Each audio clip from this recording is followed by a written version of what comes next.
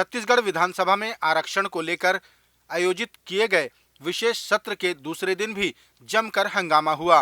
चर्चा के दौरान पूर्व मंत्री और विपक्ष के विधायक अजय चंद्राकर और सत्ता पक्ष के विधायक व मंत्री शिव डहरिया के बीच तीखी नोकझोंक हुई। पूर्व मंत्री ने आरोप लगाया कि शिव डहरिया जी को मुख्यमंत्री और कृषि मंत्री रविंद्र चौबे ने उकसाया। देखिए, डहरिया जी तो एक टूल्स हैं, उसका खुद का कोई विवेक नहीं। जैसा जैसा रविंद्र चौबे जी कहेंगे माननीय मंत्री जी, वैसा वैसा वो खड़े होंगे। वो क्षमा के योग्य आदमी। आज तो उसको मुख्यमंत्री जी ने उचकाया। आज जो घटना घटी सदन के अंदर, वो सबके जिम्मेदारी यदि कोई है तो श्री भूपेश बघेल जी हैं और श्री रविंद्र चौबे जी हैं, दूसरा कोई नहीं।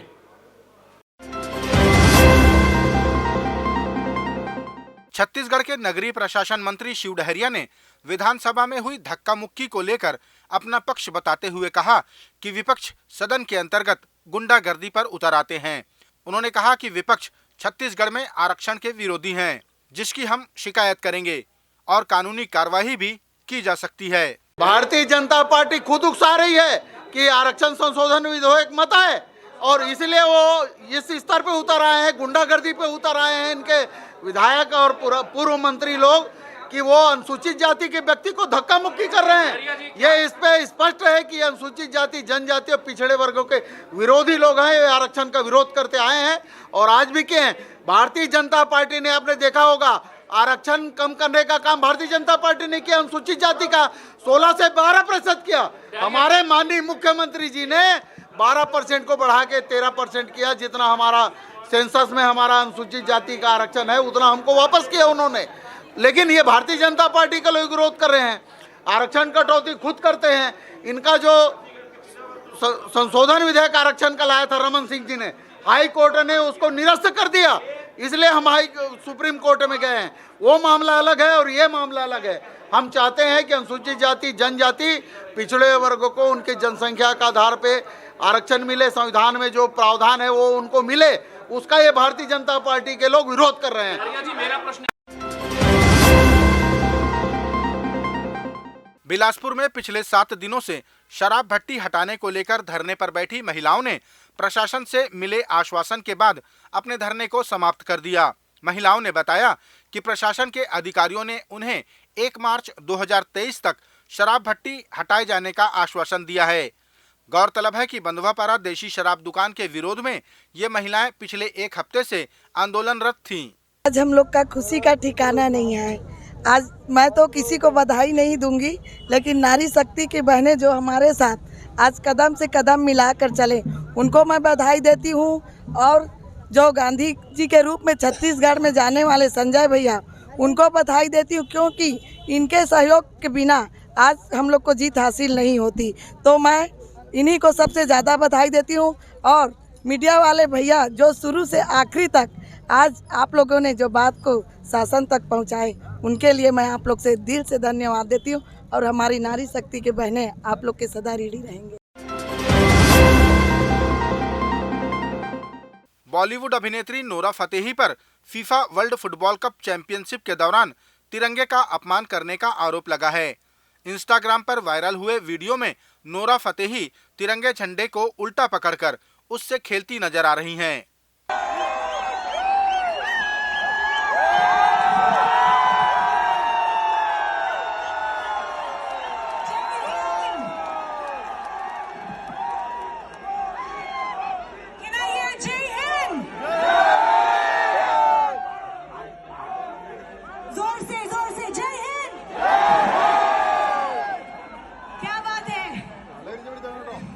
India is not a part of FIFA World Cup, but we are now in spirit. Through our music, through our dance.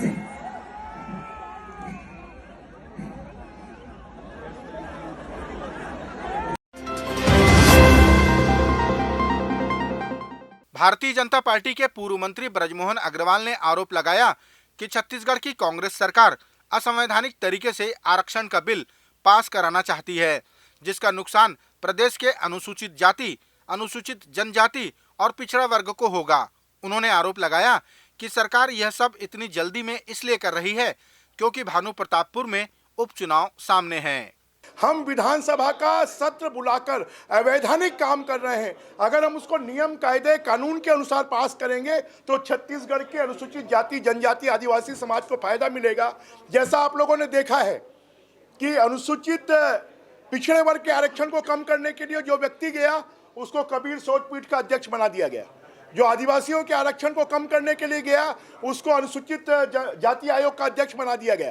तो ये सरकार वास्तव में आरक्षण सबको देना नहीं चाहती है, ये खाली राजनीतिक लाभ के लिए कि 5 तारीख को क्योंकि भानु प्रतापपुर का चुनाव है और उस चुनाव के कारण जल्दबाजी में ये कर रही है। और इससे आज पिछले 3 महीनों से कॉन्स्टिट्यूशनल ब्रेकडाउन है। छत्तीसगढ़ में कोई भर्तियां नहीं हो रही है और आगे भी यही होगा। जब हम कानूनी तरीके से किसी विधेयक को पारित नहीं करेंगे तो फिर आरक्षण का फायदा नहीं मिलेगा और अनुसूचित जाति जनजाति पिछड़ा वर्ग सबके साथ में धोखाधड़ी या विश्वासघात करने का काम कोई कर रहा है तो ये छत्तीसगढ़ की सरकार कर रही है, भूपेश बघेल जी कर रहे हैं। जगदलपुर के माला गांव में खदान से छुई निकालते वक्त खदान धसकने से 7 मजदूरों की मौत हो गई। पुलिस और एनडीआरएफ की टीम ने जेसीबी की मदद से मृतकों को बाहर निकाला। नगर पुलिस अधीक्षक जगदलपुर विकास कुमार ने बताया कि छुई निकाल रहे मजदूर खदान धसकने के कारण अंदर फंस गए। उन्होंने बताया कि 7 लोगों को बाहर निकाला गया जो मृत अवस्था में थे, जिनमें 5 महिलाएं और 2 पुरुष थे। और इसी दौरान जब वो छुई निकाल रहे थे तो ऊपर से जो मिट्टी थी वो गिर गई, जिसके कारण दबने से अभी तक 7 लोगों की मृत्यु की पुष्टि हुई है। 5 लोग को मृत हालत में निकाले गए थे, 2 की सांसें चल रही थी, उनको अस्पताल ले जाया जा रहा था। जब अस्पताल में जब तक पहुंचे डॉक्टर ने बताया कि उनकी भी मृत्यु हो चुकी है। इन 7 मृतक लोगों में 6 महिलाएं हैं और 1 पुरुष है। बाकी अगर किसी की दबे होने की आशंका है तो इसी के लिए अभी खुदाई जारी है। अगर मिलते हैं तो आगे उसकी संख्या आपके साथ शेयर की जाएगी। ग्रामीण एग्जैक्ट नहीं बता पा रहे हैं क्योंकि जो देखे हुए जो घटना को देखे हैं वो यहाँ है नहीं। उनकी भी जो एक ने बताया है ग्रामीण ने कि एक महिला देखी है, उनके घर पे हम टीम भेजे हैं ताकि वो एग्जैक्ट नंबर हम लोगों को बता दें। अभी तक के अनुसार कुछ लोग बोले कि सर 7 ही लोग थे शायद। बाकी अगर ऐसा होता तो पता चल गया होता। अगर बाकी खबरों की पुष्टि के लिए कि 7 के अलावा नहीं है, इसलिए खुदाई जारी है। भारतीय जनता पार्टी के प्रवक्ता देवलाल ठाकुर ने आरोप लगाया कि कांग्रेस पार्टी हमेशा आदिवासियों को अपने वोट बैंक के रूप में उपयोग करती आ रही है। उन्होंने कहा कि मुख्यमंत्री किस हक से ये कह रहे हैं कि आदिवासी चुनाव नहीं लड़ सकते। ठाकुर ने कहा कि चुनाव लड़ने का प्रत्येक भारतवासी को अधिकार है। कांग्रेस पार्टी हमेशा आदिवासियों को शोषण करते चले आ रही है। आदिवासियों को हमेशा अपना वोट बैंक की तरह इस्तेमाल किया है। इसलिए श्री भूपेश बघेल जी छत्तीसगढ़ के मुख्यमंत्री ने आदिवासी समाज को चुनाव न लड़ने की सलाह दे रहे हैं। होते कौन है वो आदिवासी समाज को चुनाव न लड़ने की सलाह देने वाले? इस लोकतंत्र के सबसे बड़े मंदिर भारत देश में हर व्यक्ति को चुनाव लड़ने का अधिकार है, तो आदिवासी समाज से कोई भी व्यक्ति चुनाव क्यों नहीं लड़ सकता?